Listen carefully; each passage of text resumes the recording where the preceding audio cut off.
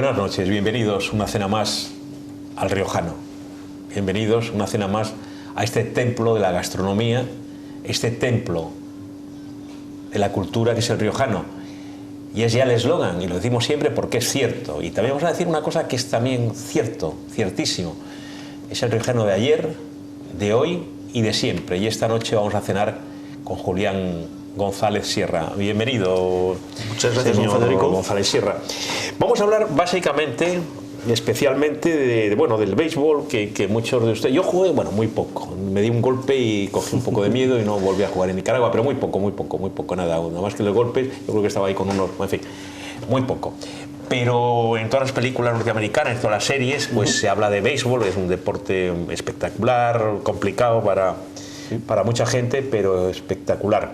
Y vamos a hablar de béisbol, pero yo viendo su currículum, y le tengo aquí porque no suelo llevar yo chuletas, pero me lo ha pasado Roberto, y dice, oye Fede, me ha señalado algunas cosas. Bueno, usted tiene un currículum muy. Muchas gracias. No me quito la capa, sí me quito la capa, me lo he quitado. Bueno, aparte de lo suyo, antiguo jugador de béisbol, vicepresidente de la Federación Cátedra de Béisbol, etcétera y tal, está colegiado en el ilustre colegio de licenciados en Filosofías y Letras, de abogados, licenciado en Humanidades, en Derecho, diplomado en Ciencias Religiosas, miembro y destacado miembro de nuestro querido Ateneo, sí, muchas cosas. Insisto, señor Julián González Sierra, que a mí lo que me ha sorprendido, no me ha sorprendido, hablando con usted no me sorprende, pero me refiero que tiene un currículum humanístico muy brillante. Pues muchas gracias. Procuro estar al día no solamente... Si quiere no se lo digo, pero es cierto. No, le agradezco que me lo diga.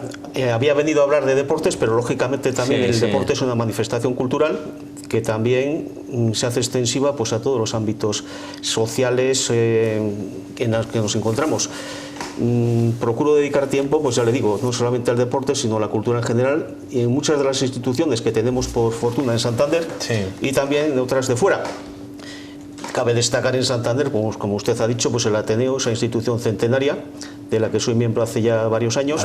Y que está... Que tenemos el presidente con nosotros en Popular Televisión. Está además viviendo ahora mismo una etapa, pues con su nuevo presidente desde hace 3 o 4 años, con la Junta Directiva. No sé cuánto, llevo como 4 años, yo creo, 4 o 5 años. Sí, yo creo que desde el 13 aproximadamente. Sí, más o menos. Y entonces está viviendo una etapa pues, de gran esplendor cultural. Sí, me alegro. Que bueno, luego vamos a cenar y esto se llena. Está Roberto Macho Quevedo, como siempre con la cámara nuestra. Roberto Macho Quevedo, que en fin, es mi cruz, pero bueno, lo vamos a hacer. Ya organizaremos un poco así. Roberto ya luego vemos un poquito. Hace unos magníficos programas de cine. A mí me aconseja y todo el mundo lo sabe. Sí, es verdad, lo hace muy bien, lo hace francamente bien y muy interesante. Además, cultiva mucho el cine clásico, que a mí me encanta, y sobre todo el cine norteamericano de Billy Wilder y John Ford y tal, que para mí son, y supongo que para usted también, ¿no? Sí, son obras maestras. Fantástico. Indiscutibles. Señor Julián González Sierra, ¿cuál es la primera vez o cómo es el primer contacto que tiene usted con la palabra béisbol, con el deporte? ¿Cómo empezó todo, señor? Pues mire, ya en mi Sierra? más tierna infancia este deporte me llamó mucho la atención, pese a no tener referencias dentro de nuestro ámbito habitual. Aquí el fútbol, el balonmano, hockey y el baloncesto pues era lo más frecuente. Sin embargo, como usted ha dicho, en las series de televisión, en las películas, en los tebeos venidos de allá, siempre había alguna referencia a este deporte, alguna ilustración que llamaba la atención en primer lugar por su indumentaria tan particular y luego por los elementos que se usaban para jugar, el bate, el guante tan grande, las protecciones, y eso suscitó mi curiosidad desde niño. Pero no había internet, no había ninguna forma de ampliar conocimientos y recurría a las bibliotecas y enciclopedias que teníamos en casa. Buscabas la palabra béisbol y la poquita información que te traía te tendía a confundir más que a otra cosa. Tuve la suerte de encontrar otro amigo, Alfonso, que casualmente tenía las mismas inquietudes. Qué curioso. Y en su casa comenzamos, porque este hombre tenía mucha habilidad manual y la sigue teniendo, construyó con una mesa vieja de casa de su abuela, cogió las patas, las torneó y construyó 4 bates muy rudimentarios. Luego con una bola la forró de cordel, la cosió luego 2 pedazos de hule y unas pelotas también muy rudimentarias, y jugábamos pues en donde podíamos, en Santander, en cualquier descampado o en algún solar. ¿Se ponían el gorro también o no? Cuando conseguíamos alguno también, aunque no eran estrictamente reglamentarios, pero una visera, bueno, más o menos conseguía siempre. Y después, al principio de los años 70, 71, pues nos enteramos de que un padre salesiano, don Plácido, que había estado viviendo en Japón por su ministerio de vida consagrada... Sí, porque usted estudia en los salesianos, ¿no? No, en los agustinos. En los agustinos, perdón. Pero en los salesianos tuvimos noticias de que este hombre, don Plácido, había estado en Japón, había conocido el deporte y había traído para Santander gran cantidad de material. Y de hecho fundó la Federación Cántabra de Béisbol en el Colegio de los Salesianos hacia 1971. La comunidad de los salesianos le permitió incluso tener un localito en la torre esta que tienen hacia la Cuesta de la Atalaya, sí, que hay una terraza, sí, y tienen debajo los talleres. Sé dónde, sí. Ahí estuvo ubicada el primer local de la Federación Cántabra de Béisbol y lo presidió don Plácido, padre salesiano.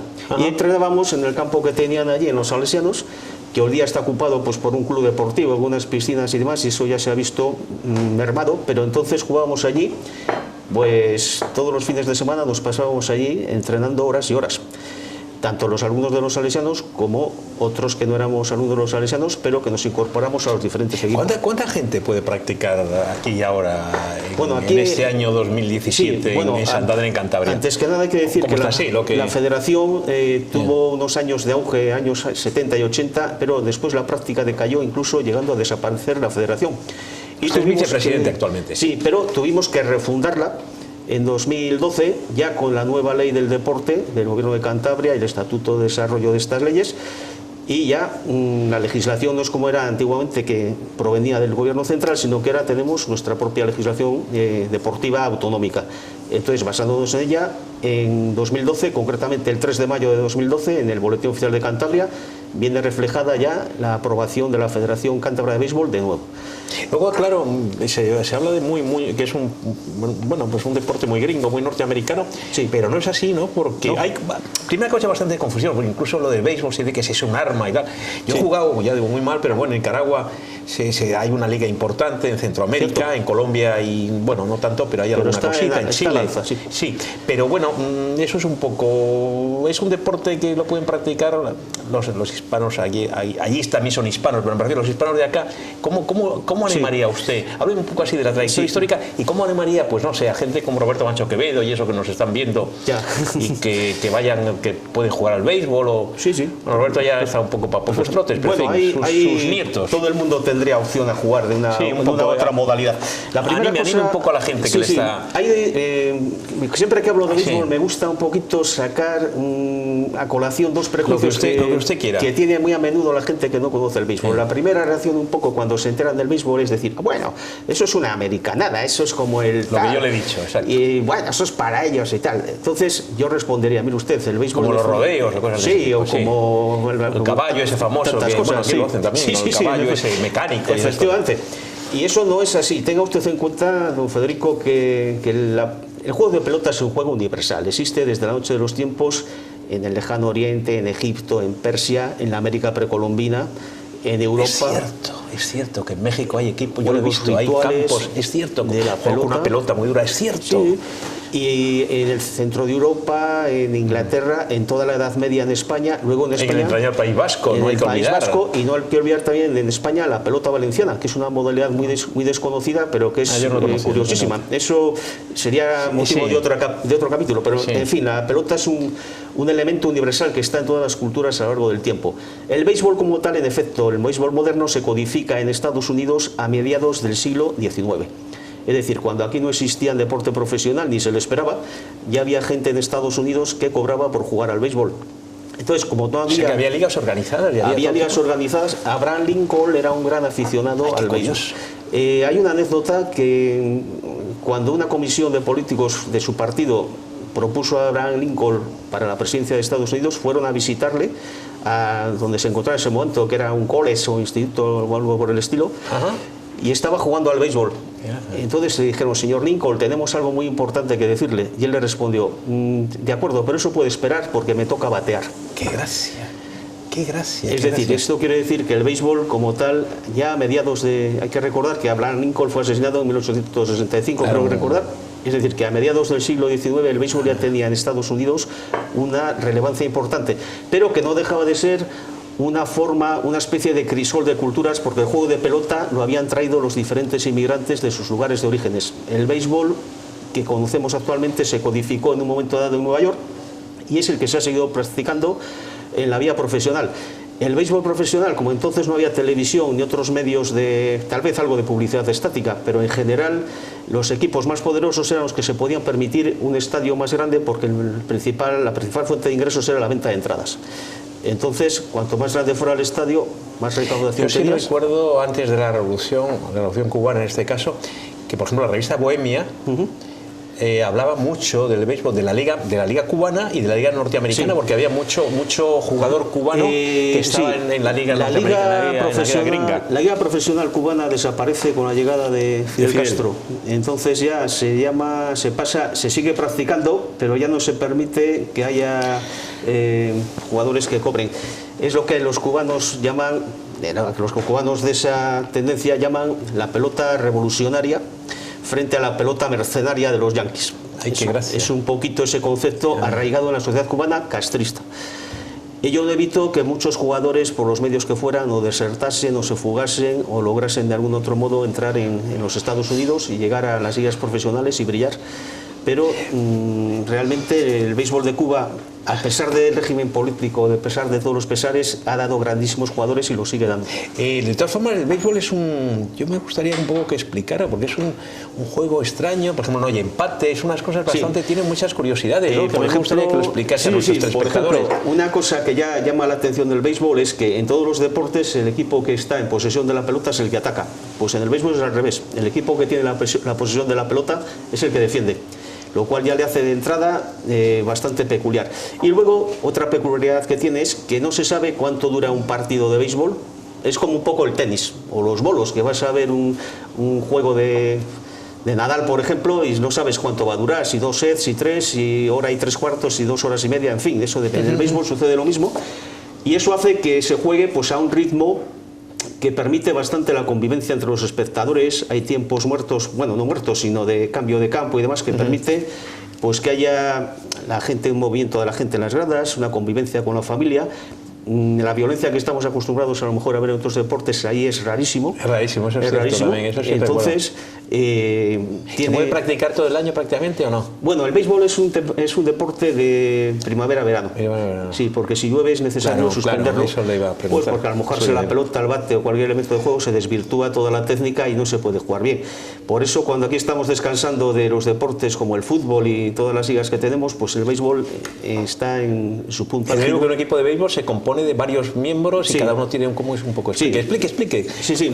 Estaba hablando como niños, somos todos infantiles, porque desgraciadamente, porque a mí me parece un deporte muy espectacular y muy cinematográfico, que diría Roberto, pero por eso, pero no sabemos muy poco. Yo sé 3 cositas, pero cuente a nuestra gente. Juegan 9 jugadores. Entonces están distribuidos de diferentes formas según atacan o según defienden. Hay una característica que les hace al béisbol muy peculiar también, es que no es necesario tener un físico especialmente... Eso le iba a preguntar. Característico, como en otros deportes. Aquí puede ser un gran jugador, una persona delgadita y fibrosa, o una persona más corpulenta y con vamos, que no es rugby, vamos. Sí. No es el rugby. No es el rugby.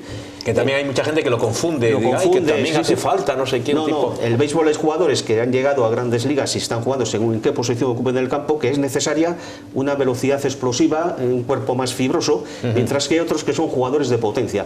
Es decir, que los niños, por ejemplo, que hay a lo mejor un niño que puede estar un poquito más gordito, digamos tal, puede ser un magnífico jugador de béisbol en la posición. Señor González Sierra, Julián, para que no nos llamen machistas, la mujer también puede practicar, ¿no? Claro, la mujer... Te pregunto, ¿eh? No, la mujer además en España... Bueno, vamos a distinguir ahora 2 modalidades que hay, el béisbol y el softball. El softball es otra modalidad que su nombre significa bola blanda. Tradicionalmente que también está dentro de su federación, ¿no? Sí, tenemos los 2 deportes. Sí. Hay otros países en los que está diferenciado, pero en España lo tenemos agrupado en toda España. En toda España, efecto. Tenemos la Federación Española en Madrid, que existe desde los años 40, es decir, que no es un deporte nuevo. Han tenido equipo el Madrid, el Barcelona... es cierto. De Messi, Sí. ha tenido el Rayo Vallecano, ha tenido... Lo del Rayo Vallecano, curiosamente, en los años 70 un tuvo tema un que no gran- viene a cuento ahora, lo recuerdo. Tuvo un gran equipo en los años 70. Hay una gran compañía, no voy a decir el nombre, de grandes superficies, muy conocida, que tuvo también un equipo allá por los años 70 muy potente en Madrid. Y te voy a decir yo por qué, porque también venían de Cuba, algunos de ellos. Que venían de Cuba. Hablamos del mismo sitio. De hecho, el presidente de la Federación Española por aquellos años, Pancho Gómez, era de origen cubano. Entonces, en los años 70 vivió mucho un gran auge el béisbol, jugándose incluso europeos en España. Y bueno, a lo que iba, las posiciones, pues lógicamente se basan en el reparto del trabajo. Es un deporte de equipo, pero con marcadas individualidades. Entonces, hay un momento dado en que el equipo no te va a poder ayudar, tienes que salir a dar la cara. Cuando vas a batear, nadie te va a ayudar, tienes tú que decidir si la pegas, si no, si aciertas, si fallas, y te quedas un poquito en solitario. Pero estás trabajando para el resto del equipo, no solamente para ti. Y en las acciones defensivas lo mismo, cuando vas a atrapar una bola con el guante, si tienes un error y se te cae, Esa manopla tan manopla tan impresionante grande que tienen todos los niños norteamericanos, colgado de su, bueno, y Sí, también sí. latinoamericanos de en sus, efecto, sí. de sus cuartos. Pues en eso cuarto. es lo que le obliga al jugador a tomar decisiones muy rápidas. Además es un deporte que obliga, como digo, a tomar decisiones muy rápidas entre 3 o 4 posibilidades. Tienes una décima de segundo para ver a qué posición o a qué compañero le tiras la pelota de la forma que sea más efectiva para tu equipo. Y eso requiere mucho esfuerzo intelectual y estar pensando antes de que se produzca la jugada. ¿Hay jugadores profesionales? Aquí no. Bueno, mire, en España hasta hace poquitos años jugaban por amor al arte. Hay una liga de división de honor, ¿eh? No sale apenas en los medios, pero existe desde hace muchísimos años. ¿Que ustedes juegan también? Nosotros hemos jugado, aquí en Cantabria todavía no tenemos un equipo de tan alto nivel. Si Dios quiere lo tendremos a base de trabajo y de muchos esfuerzos. Pero Si está usted ahí, seguro que sí, porque ya le conozco. No, en serio se lo digo. Muy bien, gracias, porque lo le conozco cómo funciona, por eso se lo digo. Bien, Si está y- usted ahí metido, seguro que sale. Entonces, respondiendo a su pregunta, con los movimientos migratorios que hemos tenido en los últimos años, pues muchas de las personas que han venido de otros países proceden de países de tradición beisbolística. República Dominicana, Venezuela, hay algún cubano también, mexicanos menos, e incluso hay algún puertorriqueño, muy poquito, pero también hay. Haitiano quizá, ¿o no? Sí, también. Pero sobre todo dominicanos Sí, y dominicanos, venezolanos. que es Esos el los equipo. cubanos hay también, pero en menor medida. Entonces eso ha hecho que la Liga Española en pocos años haya subido de nivel qué bien. de una manera fenomenal.